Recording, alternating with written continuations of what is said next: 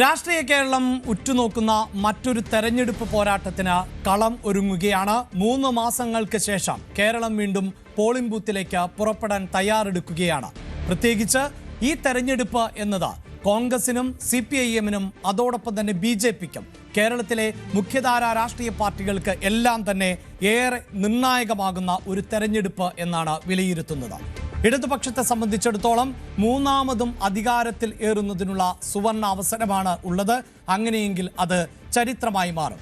UDF-നെ സംബന്ധിച്ചിടത്തോളം കോൺഗ്രസ് എന്ന രാഷ്ട്രീയ പാർട്ടിയുടെ നിലനിൽപ്പ് തന്നെ ചോദ്യം ചെയ്യപ്പെടുന്ന ഒരു തെരഞ്ഞെടുപ്പാണ്. ഇനിയില്ല എങ്കിൽ ഒരിക്കലുമില്ല എന്നുപോലും കോൺഗ്രസിനെ കുറിച്ച് നിരീക്ഷിക്കുന്ന രാഷ്ട്രീയ മേഖലയിൽപ്പെട്ടവർ നിരവധിയാണ്. അതുകൊണ്ട് തന്നെ ഈ തെരഞ്ഞെടുപ്പിൽ ആരൊക്കെയായിരിക്കും സ്ഥാനാർത്ഥികളായി രംഗത്തെത്തുക എന്നതും ഏറെ നിർണായകമാണ്. അവിടെയാണ് ഈ സർക്കാരിൻ്റെ ഭരണവും അതോടൊപ്പം തന്നെ ഭരണവിരുദ്ധ വികാരവും ഏറെ ചർച്ച ചെയ്യപ്പെടുന്നത്.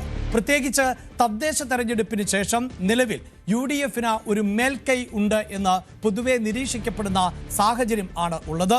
ഇടതുമുന്നണിക്കകത്തും ഭരണവിരുദ്ധ വികാരം ഉണ്ട് എന്ന പ്രതികരണങ്ങളും നിരീക്ഷണങ്ങളും പുറത്തു വന്ന പശ്ചാത്തലമുണ്ട്. പ്രത്യേകിച്ച് ഘടകകക്ഷിയായിട്ടുള്ള CPI-ക്ക് തന്നെ അങ്ങനെ ഒരു നിരീക്ഷണം ഉണ്ടാകുന്ന പശ്ചാത്തലം.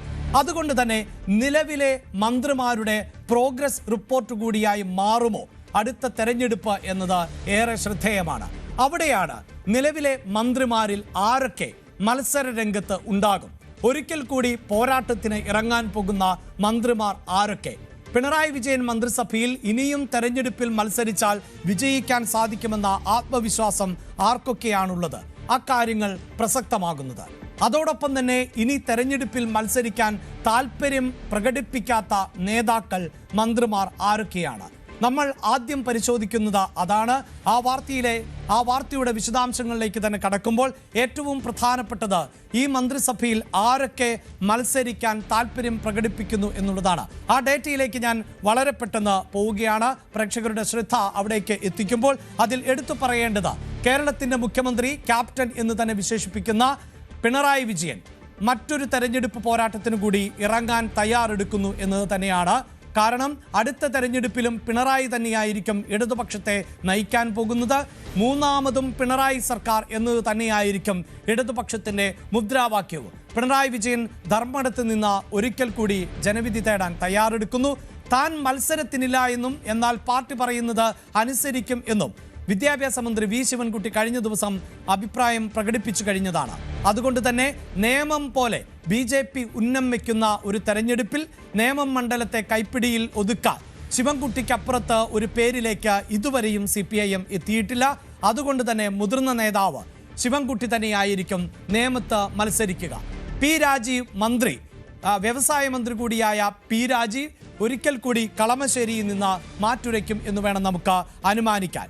മറ്റു മന്ത്രിമാരുടെ പട്ടിക കൂടി പരിശോധിക്കുമ്പോൾ അതിൽ ധനമന്ത്രിയായിട്ടുള്ള KN ബാലഗോപാൽ, VN വാസവൻ, സജി ചെറിയാൻ ഈ 3 മന്ത്രിമാരും പോരാട്ടത്തിനിറങ്ങും എന്ന് തന്നെയാണ് നമുക്ക് വ്യക്തമാകുന്നത്. കഴിഞ്ഞ മന്ത്രിസഭയിലടക്കം വലിയ വിവാദങ്ങൾ സൃഷ്ടിച്ച മന്ത്രിമാരിൽ ഒരാൾ എന്നത് സജി ചെറിയാനായിരുന്നു. ഭരണകൂടവുമായി ബന്ധപ്പെട്ട് ഭരണഘടനയുമായി ബന്ധപ്പെട്ട് നടത്തിയ പ്രസ്താവന, പ്രതികരണം, കുന്തവും കുടച്ചക്രവും എന്ന പ്രയോഗം അത് വലിയ തോതിൽ വിവാദമായ പശ്ചാത്തലമുണ്ട് എങ്കിൽ പോലും ചെങ്ങന്നൂർ പോലെ BJP-ക്കും UDF-നും പ്രതീക്ഷ അർപ്പിക്കുന്ന ഇത്തവണ ഒരു പക്ഷേ കരുത്തരായ സ്ഥാനാർത്ഥികളെ ചെങ്ങന്നൂരിൽ ഇറക്കി മണ്ഡലം തിരിച്ചു പിടിക്കാമെന്ന് പ്രതീക്ഷിക്കുന്ന UDF, മണ്ഡലത്തിൽ ശക്തിപ്രകടനം നടത്താൻ തയ്യാറെടുക്കുന്ന BJP, അവിടെ ചെങ്ങന്നൂരിലേക്ക് മറ്റൊരു പേരും ഉയർന്നു വരുന്നില്ല എന്ന് വേണം അനുമാനിക്കാൻ. ആറന്മുളയിൽ ഒരിക്കൽ കൂടി ജനവിധി തേടുന്നു വീണ ജോർജ് എന്നാണ് മനസ്സിലാക്കാൻ സാധിക്കുന്നത്. മുഹമ്മദ് റിയാസ് ബേപ്പൂരിൽ നിന്നും മാറ്റുരയ്ക്കും. OR കേളു മാനന്തവാടിയിൽ നിന്ന് അദ്ദേഹം മത്സരരംഗത്തുണ്ടാകും എന്ന സൂചനകൾ ആണ് ഇപ്പോൾ പുറത്തു വരുന്നത്. മന്ത്രിമാരോടൊപ്പം സ്പീക്കർ AN ഷംസീറും ഇത്തവണ തെരഞ്ഞെടുപ്പ് ഗോതിയിൽ ഉണ്ടാകും എന്ന സൂചനകൾ തന്നെയാണ് ഈ ഘട്ടത്തിൽ പുറത്തു വരുന്നത്. മത്സരിക്കാൻ തൽപരരായിട്ടുള്ള നേതാക്കളുടെ മന്ത്രിമാരുടെ പട്ടികയാണ് പ്രേക്ഷകരുമായി ഞങ്ങൾ ഇപ്പോൾ പങ്കുവെച്ചുകൊണ്ടിരിക്കുന്നത്.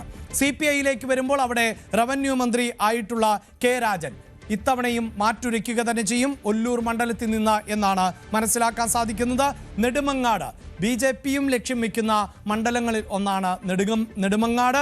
അവിടെ UDF, BJP അതോടൊപ്പം തന്നെ ഇത്തവണ ഒരിക്കൽ കൂടി ഇടതുപക്ഷം നെടുമങ്ങാട് നിലനിർത്താം എന്ന പ്രതീക്ഷയിൽ GR അനിലിനെ തന്നെ കളത്തിലിറക്കും എന്ന സൂചനയാണ് പുറത്തുവരുന്നത്. മറ്റ് മന്ത്രിമാരിലേക്ക് പോകുമ്പോൾ J ചിഞ്ചുറാണിയും അതോടൊപ്പം തന്നെ P പ്രസാദ് മത്സരിച്ചേക്കും എന്ന സൂചനകൾ തന്നെ പുറത്തു വരുന്നു. ഒരു പക്ഷേ ചിഞ്ചുറാണി ചാത്തന്നൂരിലേക്ക് മാറിയേക്കുമോ എന്നതിൽ നമുക്ക് ഇപ്പോൾ വ്യക്തതയില്ല. ഘടകകക്ഷികളുടെ മന്ത്രിമാരിലേക്ക് വരുമ്പോൾ KP ഗണേഷ് കുമാർ, അവിടെ തർക്കമൊന്നുമില്ല. ഗണേഷ് കുമാർ പത്തനാപുരത്തു നിന്ന് മാറ്റുരയ്ക്കും. റോഷി അഗസ്റ്റിൻ, അവിടെയാണ് ഈ മുന്നണിയുടെ ഭാഗമായി കേരള കോൺഗ്രസ് M തുടരുമോ എന്നതിൽ ഈ വരാൻ പോകുന്ന ദിവസങ്ങൾ നിർണായകമാണ്. പക്ഷേ ഇടതുമുന്നണിയുടെ ഭാഗമായി ഉണ്ട് മാണി ഗ്രൂപ്പ് എങ്കിൽ തീർച്ചയായും റോഷി അഗസ്റ്റിൻ മത്സര രംഗത്ത് ഉണ്ടാകും. മറ്റൊന്ന് എലത്തൂരിൽ ആണ്. എലത്തൂരിൽ കഴിഞ്ഞ തവണയും മത്സരം കൊണ്ട് ശ്രദ്ധേയമായി അവിടെ ഒരു UDF കാൻഡിഡേറ്റ് ഉണ്ടോ എന്ന് UDFകാർക്ക് പോലും അറിയാൻ പറ്റാത്ത ഒരു സാഹചര്യമുണ്ടായിരുന്നു. സുൽഫിക്കർ മയൂരി എന്ന സ്ഥാനാർത്ഥി ആയിരുന്നു അവിടെ വലതുപക്ഷത്തിനു വേണ്ടി മാറ്റുരച്ചത്. അദ്ദേഹം മാണി സി കാപ്പൻ ഗ്രൂപ്പിന്റെ NCKയുടെ സ്ഥാനാർത്ഥി ആയിരുന്നു. മൃഗീയ ഭൂരിപക്ഷത്തിൽ ആണ് എലത്തൂരിൽ നിന്ന് AK ശശീന്ദ്രൻ വിജയിച്ച് കയറിയത്. കോഴിക്കോട് മണ്ഡലത്തിൽ തന്നെ ഏറ്റവും വലിയ ഭൂരിപക്ഷമായിരുന്നു AK ശശീന്ദ്രന് ലഭിച്ചത്. എന്നാൽ ഇത്തവണ AK ശശീന്ദ്രൻ മത്സരിക്കുന്നതിനോട് പാർട്ടിക്കകത്ത് തന്നെ വിയോജിപ്പുണ്ട്. പക്ഷേ ആ വിയോജിപ്പ് ശക്തിപ്പെട്ടാൽ ആ മണ്ഡലം CPIM പിടിക്കുന്ന സാഹചര്യമുണ്ടാകും, തിരിച്ചെടുക്കുന്ന സാഹചര്യമുണ്ടാകും. അതൊഴിവാക്കാൻ AK ശശീന്ദ്രൻ തന്നെ മത്സര രംഗത്തുണ്ടാകും എന്ന സൂചനകൾ ആണ് ഇപ്പോൾ പുറത്തു വരുന്നത്. ഇനി നമ്മൾ പ്രേക്ഷകരുമായി പങ്കുവെക്കുന്നത് മത്സരിക്കാൻ താല്പര്യം പ്രകടിപ്പിക്കാത്ത മന്ത്രിമാരുടെ വിവരങ്ങൾ ആണ്. അവർ മത്സരിക്കില്ല എന്ന് നമുക്ക് ഈ ഘട്ടത്തിൽ ഉറപ്പിച്ചു പറയാൻ സാധിക്കില്ല. എങ്കിലും അത്തരം സൂചനകൾ വരുമ്പോൾ ആണ് സാധ്യതയില്ലാത്തവരുടെ പട്ടികയിലേക്കാണ് പോകുന്നത്. അതിൽ ഏറ്റവും അവസാനമായി പറയാനുള്ളത് ഈ ആരൊക്കെ മത്സരിക്കുമെന്നതിൽ V അബ്ദുറഹ്മാൻ, ഞാൻ ആ പേര് വിട്ടുപോയതാണ്. താനൂരിൽ നിന്ന് ആകണമെന്നില്ല, അടുത്ത തവണ തിരൂരോ തവനൂരോ മത്സരിക്കാൻ താല്പര്യമുണ്ട് അബ്ദുറഹ്മാൻ എന്നുള്ളതാണ്. ഇനിയാണ് നമ്മൾ ആര് മത്സരിക്കാൻ താല്പര്യപ്പെടാത്തവർ അവരുടെ പട്ടികയിലേക്കാണ് പോകുന്നത്. അതിൽ R ബിന്ദുവിൻ്റെ പേര് ഉണ്ട് എന്ന് നമുക്ക് മനസ്സിലാക്കാൻ സാധിക്കുന്നു. ഉന്നത വിദ്യാഭ്യാസ മന്ത്രിയാണ് R ബിന്ദു. ഒരിക്കൽ കൂടി ഒരു തെരഞ്ഞെടുപ്പിന് നേരിടാൻ താല്പര്യമില്ല എന്നതാണ് വിവരം. കടന്നപ്പള്ളി രാമചന്ദ്രൻ, അവിടെയും കടന്നപ്പള്ളിയും ഇത്തവണ മത്സര രംഗത്തേക്ക് ഉണ്ടാകില്ല എന്ന സൂചനകൾ പുറത്തു വരുന്നുണ്ട്. മറ്റ് പേരുകളിലേക്ക് വരുമ്പോൾ MB രാജേഷിൻ്റെ പേരാണ് ഏറ്റവും പ്രധാനപ്പെട്ടതായി ഉള്ളത്. കാരണം MB രാജേഷ് ഇത്തവണ മത്സര രംഗത്ത് തൃത്താലയിൽ ഉണ്ടാകുമോ എന്നതിൽ വ്യക്തതയില്ല.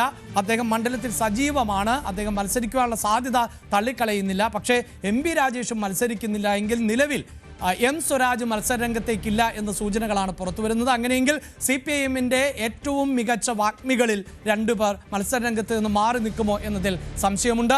K കൃഷ്ണൻകുട്ടി വൈദ്യുതി വകുപ്പ് മന്ത്രിയാണ്. കൃഷ്ണൻകുട്ടിയും ഇത്തവണ മത്സരത്തിന് ഉണ്ടാകില്ല എന്ന വിവരം ആണ് നമുക്ക് പങ്കുവെക്കാനുള്ളത്.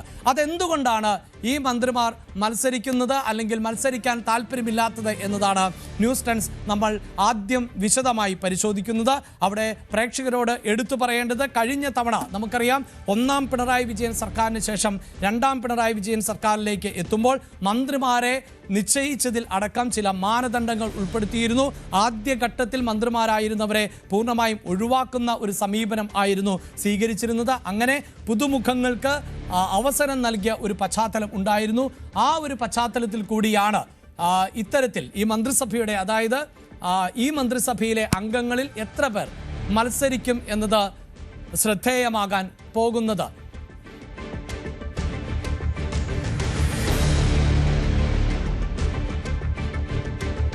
ഈ മന്ത്രിസഭയിൽ ആരൊക്കെ മാറ്റുരയ്ക്കുന്നു, ആരൊക്കെ മത്സരരംഗത്തില്ല എന്നതാണ് നമ്മൾ വിശദമായി പരിശോധിക്കുന്നത്. അവിടെ ഉയർന്നു കേൾക്കുന്ന മത്സരരംഗത്തേക്കില്ല എന്ന് ഉയർന്നു കേൾക്കുന്ന പേരുകളിലൊന്ന് ഉന്നത വിദ്യാഭ്യാസ മന്ത്രി R ബിന്ദുവിൻ്റെ പേരാണ്. ബിന്ദു ഇത്തവണ മത്സരരംഗത്തേക്കില്ല എന്ന സൂചനകൾ പുറത്തു വരുമ്പോൾ ആർക്ക് അവസരം ഒരുക്കുന്നതിന് വേണ്ടിയാണ് ബിന്ദു പിന്മാറാൻ തയ്യാറെടുക്കുന്നത് എന്നതുൾപ്പെടെയുള്ള ചോദ്യങ്ങൾ പ്രേക്ഷകർക്ക് മുന്നിലേക്ക് എത്തുന്ന പശ്ചാത്തലമുണ്ട്. അതാണ് നമ്മൾ വിശദമായി തന്നെ പരിശോധിക്കാൻ പോകുന്നത്.